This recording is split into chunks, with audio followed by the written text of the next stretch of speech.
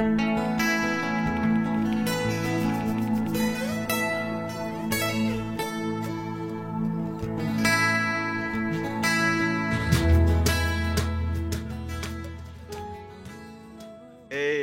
bonjour, bonsoir, cela dépend de l'heure à laquelle vous nous suivez. Bienvenue sur RGTV. Alors, nous vous saluons dans le précieux nom et glorieux de notre Seigneur et Sauveur Jésus-Christ, et que la grâce et la paix du Seigneur soient votre partage.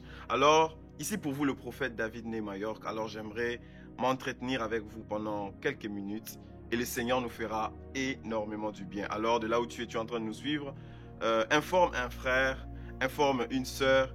Et je crois que pendant ces peu de temps que nous allons passer, la main de Dieu sera sur toi, la main de Dieu sera sur nous, que par ces moments, l'Éternel Dieu va passer pour nous mettre une connaissance, mais aussi pour nous assister et que quelque chose de merveilleux sera en train de se sortir et que la main de Dieu sera en train de te bénir. Je vais commencer par une petite prière. Éternel mon Dieu, je te bénis, je te loue. Merci pour ta grâce, ta bonté et ta fidélité. Merci pour ces moments que tu nous donnes, que ta main soit sur nous. Que ta main éternelle, mon Dieu, nous touche. Que par ce message, que cela touche la vie d'une personne, transforme la connaissance d'une personne et que cela en découle, éternel, mon Dieu, que nous puissions avoir la connaissance de qui nous sommes et aussi la connaissance de qu'est-ce que nous avons eu au travers de toi. Seigneur, passe par ces instants et fais-nous du bien. Au nom de Jésus. Amen. Alors rapidement, là où tu es, tu vas prendre ta Bible avec moi. Nous allons lire les Saintes Écritures. Et avant de commencer, nous allons lire la parole de Dieu et Dieu nous fera énormément du bien. Je suis dans Jean chapitre 16. Jean chapitre 16, le verset 31. Je suis dans la version Ségon. Louis Ségon, la Bible dit, Jésus leur répondit, vous croyez maintenant, voici, l'heure vient et elle est déjà venue, où vous serez dispersés chacun de son côté, et vous me laisserez seul. Mais je ne suis pas seul, car le Père est avec moi. Je vous ai dit ces choses afin que vous ayez la paix en moi.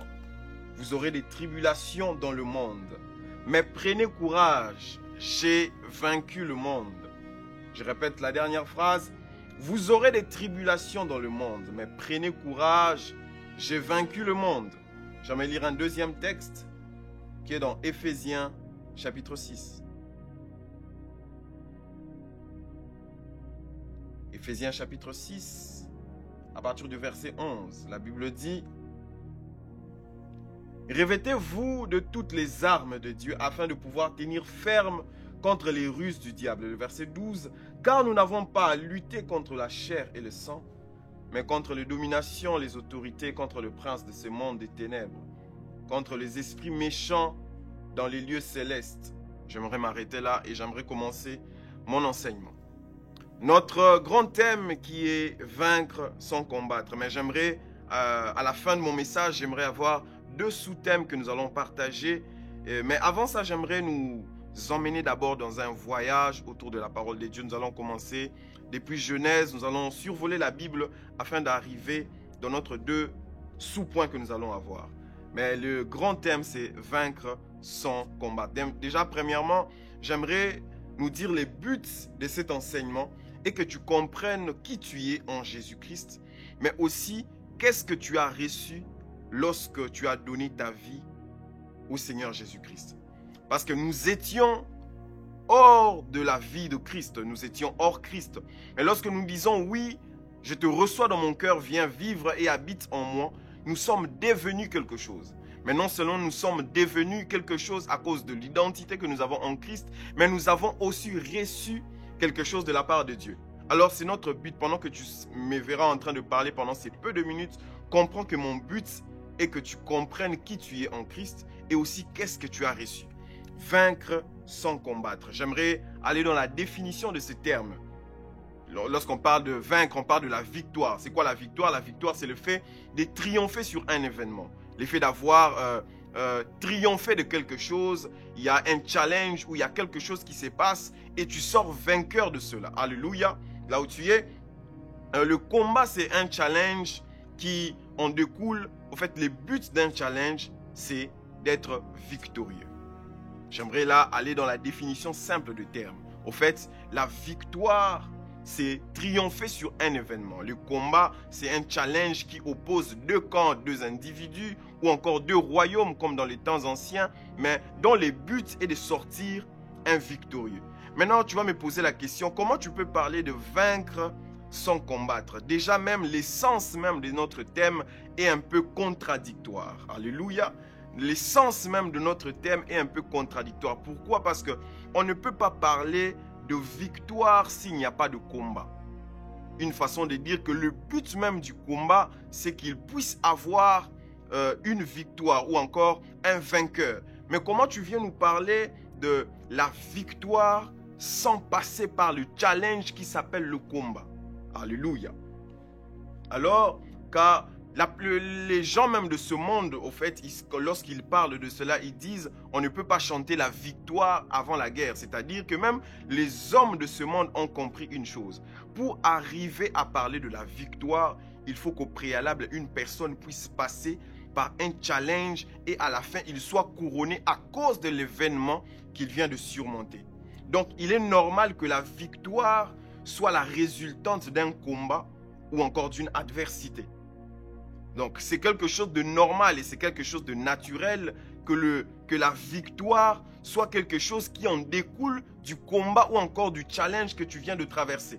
Mais moi, je viens avec une bonne nouvelle, dire à une personne qui est en Jésus-Christ, il est possible d'avoir la victoire sans passer par le challenge qu'on appelle le combat. En Jésus-Christ, parce que tu as reçu Jésus dans ta vie comme Seigneur et Sauveur, il est possible que ta vie de tous les jours, tu mènes une vie victorieuse sans passer par le challenge. J'aimerais te prouver cela par les Écritures. Mais j'aimerais, comme je l'ai dit, j'aimerais t'emmener dans un voyage. Nous allons survoler un peu la Bible depuis Genèse. Dieu crée les cieux et la terre. Dieu crée toutes choses. La Bible dit dans Genèse chapitre 1, le verset 1, « Au commencement, Dieu créa les cieux et la terre. La terre était informe, la terre était vide. Et l'Esprit de Dieu s'est mouvé sur les eaux. » Et plus tard, vous allez remarquer que Dieu crée l'homme. Il lui dit de dominer sur la terre. Il lui dit de dominer sur toutes choses. Et nous allons voir je suis en train de survoler vraiment l'apparition du serpent, le diable qui vient pour tenter Ève, qui vient tenter Adam et Ève dans les jardins. Satan arrive à faire tomber l'homme de Genèse chapitre 1.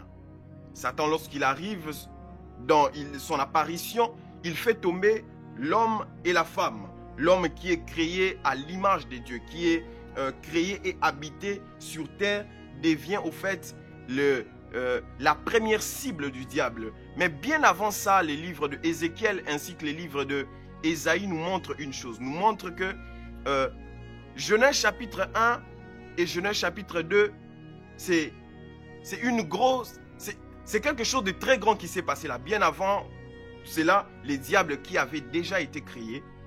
Le diable, au fait, nous les hommes, lorsque Dieu nous a créés et nous a mis dans le jardin d'Éden, nous sommes devenus comme la sphère de juridiction d'un combat qui a existé avant même que l'homme puisse entrer sur terre. La Bible déclare dans Apocalypse qu'il y eut guerre dans les cieux. Michael combattirent contre le dragon avec ses anges. Et Satan n'a pas été trouvé fort, n'a pas été trouvé victorieux. Il a été précipité sur la terre. Nous allons remarquer que les combats dans lesquels l'homme se trouve ici sur terre n'est que le résultat d'une guerre dont il n'a pas été à la base les responsables. Il ne fait que subir le combat de quelque chose qui a commencé bien avant son existence. Pourquoi? Parce que le monde des lumières et le monde des ténèbres ont eu à combattre d'abord dans les cieux. Et lorsque le diable a été précipité sur la terre, l'homme et la femme, Adam et Ève, deviennent alors la cible de l'ennemi. Donc premièrement, j'aimerais te dire que le combat dont l'homme est tombé dans le jardin d'Éden n'était pas d'abord premièrement un combat dont il est responsable, mais il a été juste la sphère des juridictions dans lesquelles le royaume des lumières ainsi que le royaume des ténèbres sont en train de combattre. Satan qui est donc jaloux, pourquoi? Parce qu'il a été précipité sur la terre et il s'attaque à la personne que Dieu a dit, créons l'homme à notre image et à notre ressemblance. Alléluia. Dieu, sachant que l'homme en tombant à cause d'une guerre qu'il ne connaît pas, il perd toute chose. Et Dieu veut redonner à l'homme la victoire sur ce combat. Pourquoi? Parce que comme je vous ai dit que Adam et Ève sont tombés par la séduction du serpent. Adam et Ève sont tombés parce que Satan a fait de l'homme le terrain où il sera en train de manifester le combat qu'il n'a pas pu vaincre dès l'éternité, qui a fait qu'il soit précipité sur la terre. Et l'homme a été maintenant le résultat ou encore la sphère d'influence pour que le diable puisse combattre sa vie. Mais Dieu maintenant voulait redonner à l'homme le pouvoir ainsi que l'autorité. Parce que l'homme, lorsqu'il est tombé dans le jardin d'Éden, il a perdu son autorité, il a perdu son pouvoir et il a perdu sa position spirituelle. Et Dieu maintenant agit et il a besoin de remettre à l'homme le pouvoir et la domination. Suis-moi très bien là où tu es.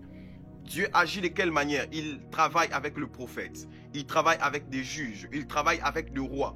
Tout ça n'était que le moyen par lequel Dieu voulait redonner à l'homme l'autorité et le pouvoir qu'il a perdu dans Genèse chapitre 1. Mais Dieu a manigancé toutes ces choses, tout l'Ancien Testament, parce que la loi est venue par Moïse. Souvenez-vous que la grâce et la vérité sont venues par Jésus-Christ. Mais dans l'Ancien Testament de Genèse jusqu'à Malachie, Dieu était en train d'agir de toutes ces manières parce qu'il voulait redonner à l'homme la position et l'autorité qu'il a perdue dans Genèse chapitre 1. Et Dieu agissant cela, tout ça n'a pas emmené l'homme à la perfection, n'est pas revenu à l'état initial.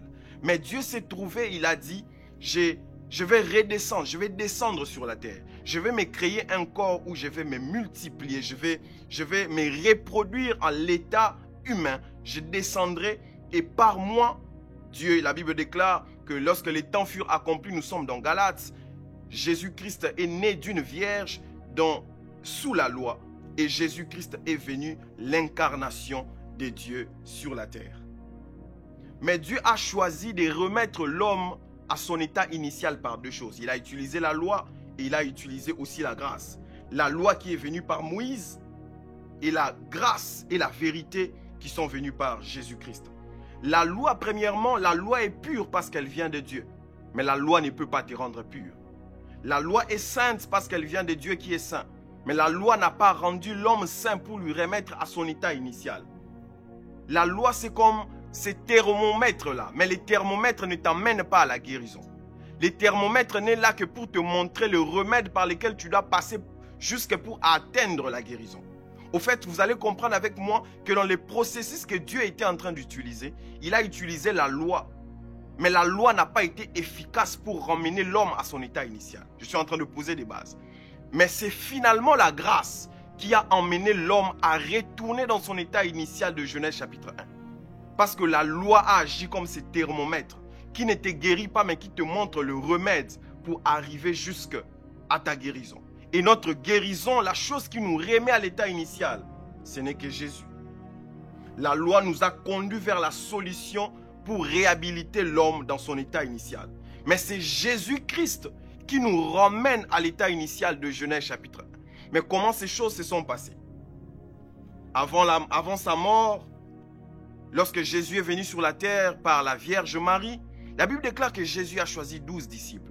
Il a choisi ces personnes. Ils ont marché pendant 3 ans et demi. Jésus a guéri les paralytiques. Il a ouvert les yeux des aveugles. Il a ressuscité les morts. Il a prêché la bonne nouvelle.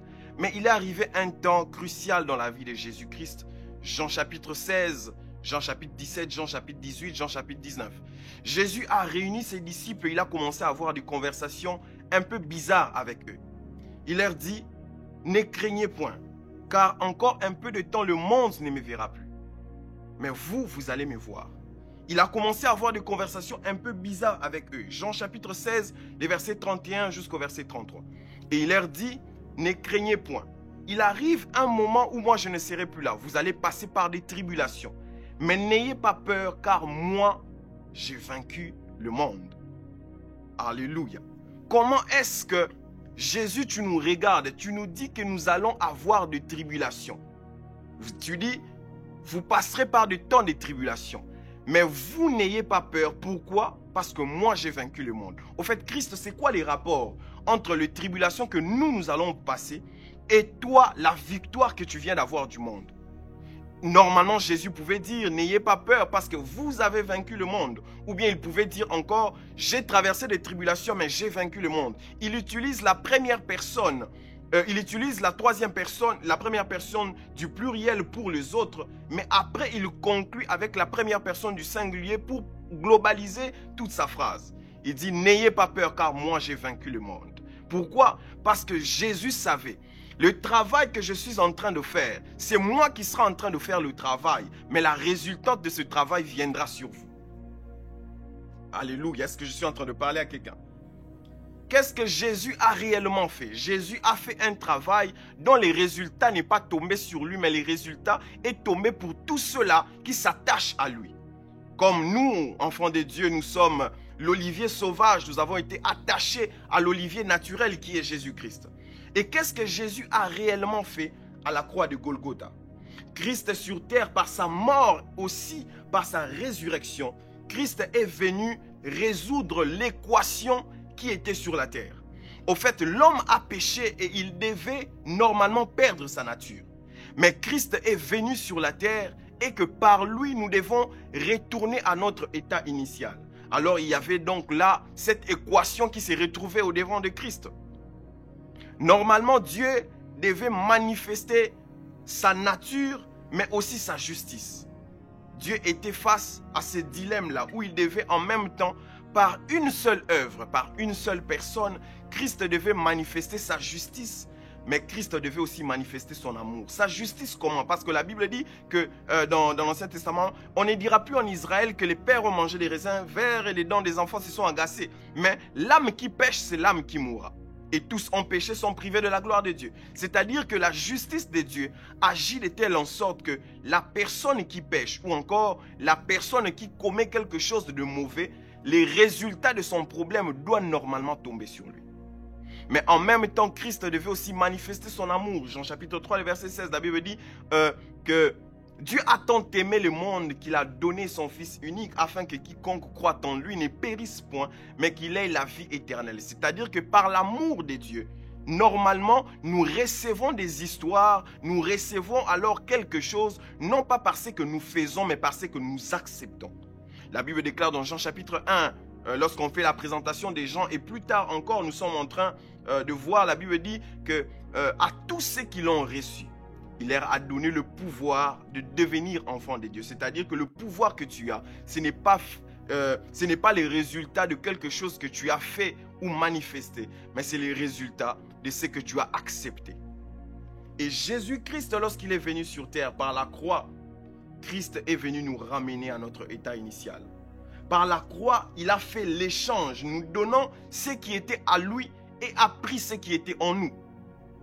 Parce que l'homme était tombé, il n'avait plus d'autorité. Il était tombé face à la séduction du diable. Mais Christ, lorsqu'il vient, il vient avec un but de nous redonner la victoire par rapport à ce combat. Voilà pourquoi nous sommes en train de parler de vaincre sans combattre. En réalité, le combat, c'est Christ qui est en train de combattre. Mais la victoire revient à nous parce que nous avons cru en Jésus-Christ. Alléluia. Alors cette équation a été accompli de cette manière. Comme le diable a pris le sang qui ne devrait pas mourir, alors, comme le diable a pris le sang qui ne devrait pas mourir, alors le diable ne prendra pas. Comme le diable a pris le sang qui ne devrait pas mourir, Christ alors à son tour, il a préservé, il a gardé ou encore il a retourné à l'état initial les pécheurs qui devraient normalement mourir. Ici, j'ouvre une parenthèse pour parler de la justice de Dieu, la grâce, mais aussi de la miséricorde. La justice, c'est lorsque Dieu agit. La Bible déclare que le trône de Dieu est assis sur la justice et sur l'équité. De telle en sorte que si quelqu'un commet quelque chose, il doit normalement subir les conséquences de la chose. C'est ça la justice de Dieu. Celui qui pêche, c'est celui qui va mourir. Mais la grâce de Dieu, c'est lorsqu'elle vient dans ta vie, la grâce de Dieu vient te donner des choses que tu ne méritais pas.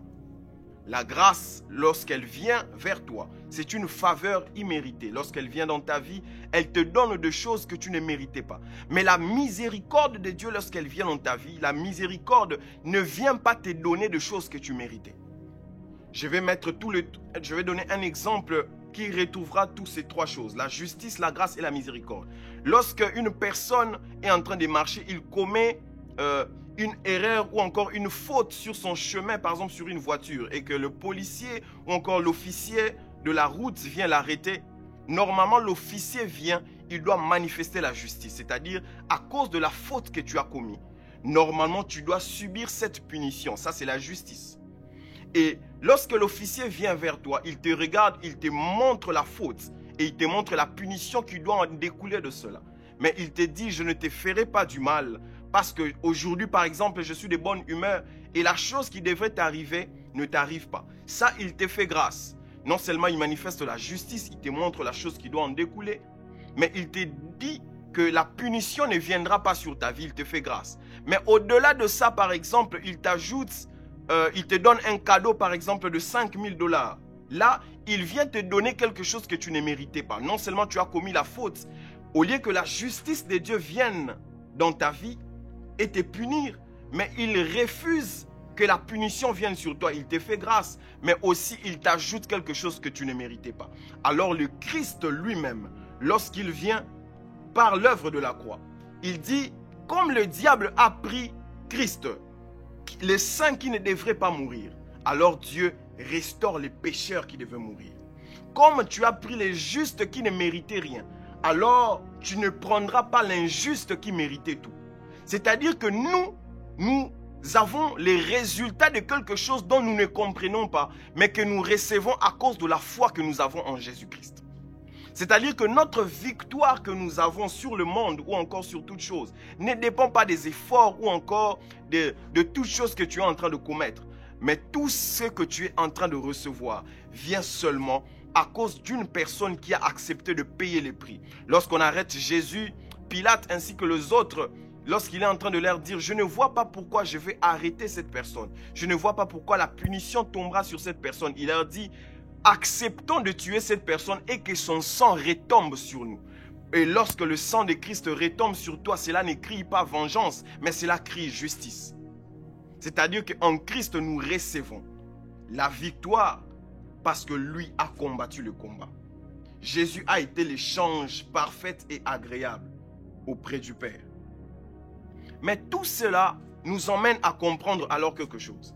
Jésus a tout accompli, c'est-à-dire que nous avons la victoire sans pour autant passer par un challenge ou encore un combat. C'est-à-dire que l'œuvre de la croix a agi comme les prix à payer par lesquels nous recevons de choses. Mais quelqu'un va me dire, homme de Dieu, ça fait un moment que tu es en train de parler, tu nous dis que nous avons la victoire, nous sommes victorieux à cause de Christ.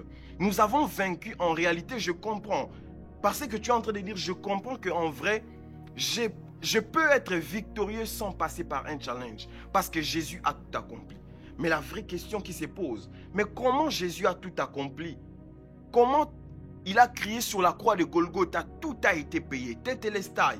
Mais nous continuons toujours à vivre la manifestation des sorciers, de démons ou encore du diable, l'oppression maléfique. Est-ce que Jésus a-t-il réellement tout accompli? La question que tous les chrétiens se posent. Est-ce que Jésus n'a pas laissé certaines choses où nous devons souffrir? Si Jésus a tout accompli, pourquoi les sorciers opèrent alors? Pourquoi le combat spirituel continue? C'est là la question que j'aimerais répondre et c'est à mes deux sous-thèmes que j'aimerais clôturer par ici. J'aimerais te parler ici de la place de la grâce dans le combat spirituel et aussi la place du combat spirituel dans la grâce. Alléluia. C'est-à-dire que Jésus a tout accompli. Il a dit à la croix de Golgotha, tout a été accompli. Au fait, j'ai tout payé. La chose pour laquelle je suis descendu sur terre, c'était pour racheter l'homme et lui ramener à son état initial. Je l'ai fait. Je suis monté à la croix de Golgotha vivant, je suis descendu mort. On m'a fait entrer dans la tombe mort, je suis sorti vivant. J'ai triomphé de la mort. Et il dit à ses disciples, n'ayez pas peur, parce que moi j'ai vaincu la mort. J'ai vaincu le monde. Et notre foi en Christ nous donne les acquis de la croix. Mais comment le diable continue d'opérer? Au fait, j'aimerais répondre à ces questions en commençant par quelque chose. Aujourd'hui, frères et sœurs, de là où vous nous suivez, le problème du temps de la fin est que nous avons aujourd'hui des chrétiens qui sont des extrémistes. C'est-à-dire qu'on n'a plus de chrétiens qui sont équilibrés. Nous avons plus de chrétiens qui sont dans les extrêmes. Ceux qui prêchent la grâce sont extrêmement dans la grâce et oublient le combat spirituel. Et ceux-là qui parlent du combat spirituel sont extrêmement dans le combat spirituel et oublient ou encore renient l'efficacité, la hauteur, la profondeur, la grandeur, la longueur de l'œuvre salvatrice accomplie et glorieuse de la croix de Christ. Et en tant que chrétien dans ces temps de la fin, en tant que chrétien qui est en train de me suivre, tu dois mettre l'équilibre entre le combat spirituel et la grâce. La première question, j'aimerais répondre, c'est quoi la place du combat spirituel en ces temps de la grâce? La Bible déclare que la loi est venue par Moïse, mais la grâce et la vérité sont venues par Jésus-Christ. Et Jésus-Christ, lorsqu'il est venu sur terre, il est venu inaugurer une nouvelle saison. Lorsqu'il est mort, la Bible déclare que lorsque Jésus-Christ, il est né sous la loi, Christ est né sous la loi. Lorsqu'il est mort, il est ressuscité, il a inauguré une nouvelle saison. C'est-à-dire que nous ne sommes plus au temps de la loi, mais nous sommes maintenant au temps de la grâce. Et dans ce temps de la grâce, c'est-à-dire que Christ nous a donné la victoire. Mais comment est-ce que nous avons cette victoire? Mais nous continuons encore de parler du combat spirituel. Christ n'est pas venu abolir la loi, mais il est venu accomplir la loi qui est sacrificielle. 2 Corinthiens chapitre 2, le verset 11. J'aimerais lire cela rapidement. 2 Corinthiens chapitre 2. Alléluia. Le verset 11. La Bible déclare, j'aimerais commencer par le verset 10.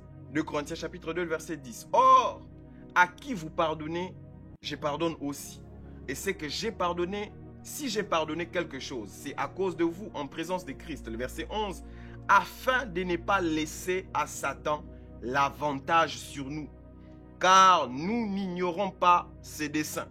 Suivez très bien, la Bible déclare, c'est à cause de vous en présence de Christ, afin de ne pas laisser à Satan l'avantage sur nous, car nous n'ignorons pas ses desseins.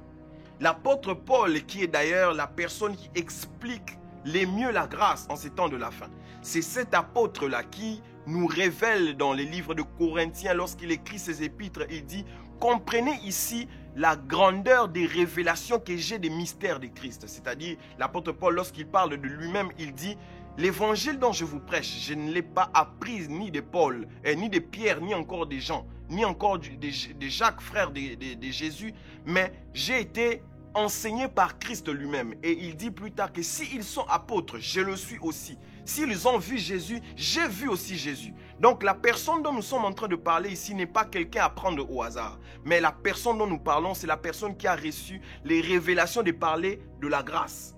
Et il est en train de dire que nous n'ignorons pas les desseins de l'ennemi. C'est-à-dire que même au temps de la grâce, le diable n'est pas lié. La Bible nous montre que dans l'Apocalypse, il arrivera un temps où un ange anonyme va lier Satan. Mais pour le moment, Christ a tout vaincu, mais il n'a pas lié Satan. Il a laissé Satan ici sur terre. Car il disait à ses disciples, votre adversaire le diable, votre adversaire le diable. Parce que le diable est notre adversaire à nous. Et la Bible déclare que votre adversaire le diable rôde comme un lion rugissant. Il rôde autour de nous. Pourquoi? Parce que notre appartenance à Christ fait en sorte que Satan devient encore le plus jaloux que possible pour nous attaquer. Et le diable n'est pas lié, je le répète. Et comment est-ce que nous pouvons parler du combat spirituel dans ce temps de la grâce? Le diable n'est pas encore lié et il agit encore. Et dans le temps de la grâce, le diable agit lorsqu'il a l'avantage sur nous. L'apôtre Paul est en train de dire, j'ai pardonné pour ne pas laisser avantage à Satan, car nous n'ignorons pas ses desseins. En ces temps de la grâce, le seul moyen où le diable agit dans nos vies, c'est lorsque nous lui laissons un avantage. Lorsque nous ouvrons une porte au diable, par les péchés, par plusieurs autres choses. Le diable n'a pas accès à notre vie. Ici, je suis en train de parler des vrais chrétiens. Des chrétiens qui vivent selon les principes et les normes de Dieu. Le seul moyen où nous pouvons parler de combat spirituel, ou encore nous pouvons parler de l'activité permanente du diable autour ou encore à l'intérieur de nous, c'est lorsque nous laissons accès au diable. Voilà pourquoi l'apôtre Paul est en train de dire, j'ai fait ces choses pour ne pas laisser à Satan l'avantage, car nous n'ignorons pas ses desseins. Et maintenant, c'est quoi les remèdes maintenant pour combattre l'ennemi en ces temps de la grâce par le combat spirituel? Nous ne combattons pas le diable de n'importe quelle manière. Mais pour combattre le diable, en ces temps de la grâce, nous le combattons. Éphésiens chapitre 6, les versets 11 jusqu'au verset 18. La Bible dit, prenez alors toutes les armes de l'esprit. Le seul moyen de combattre le diable en ces temps de la grâce, c'est lorsque tu utilises les armes que donne l'esprit. Lorsque l'apôtre Paul est en train de parler de ce texte, cela est dans un contexte de grâce, mais il manifeste le combat spirituel. L'apôtre Paul était en prison à Rome lorsqu'il faisait ses lettres. Et il voyait comment les soldats romains étaient en train de s'équiper pour aller en guerre. C'est-à-dire, l'apôtre Paul utilisait des actions physiques, mais pour expliquer une réalité spirituelle. Il dit, prenez la cuirasse, prenez le bouclier, prenez par-dessus tout l'épée de l'esprit qui est la parole de Dieu. Je suis dans parole de vie. Il dit, prenez l'épée de l'esprit. C'est-à-dire, si vous allez remarquer, toutes les armes que l'apôtre Paul est en train de citer sont des armes défensives. Mais il n'a cité qu'une seule arme qui est une arme offensive. Et il dit, prenez l'épée de l'esprit qui est la parole de Dieu. Frères et sœurs, j'aimerais te dire, toi qui me suis, tu ne peux pas vaincre le diable en ces temps de la grâce, malgré que Christ a tout accompli, si tu n'as pas l'épée de l'esprit qui est la parole de Dieu. Et j'aimerais t'exhorter, chrétien qui est en train de me suivre, tu dois marcher avec l'épée de l'esprit qui est la parole de Dieu. La deuxième question que j'aimerais répondre, c'est quoi la place de la grâce alors dans le combat spirituel? Si en réalité Christ a tout accompli, mais pourquoi on continue toujours? C'est quoi la place de l'œuvre de la croix dans le combat spirituel? Tu dois comprendre quelque chose. Dans ces temps de la grâce, la place de la grâce dans le combat spirituel, nous ne combattons pas pour avoir la victoire, mais nous combattons dans la victoire.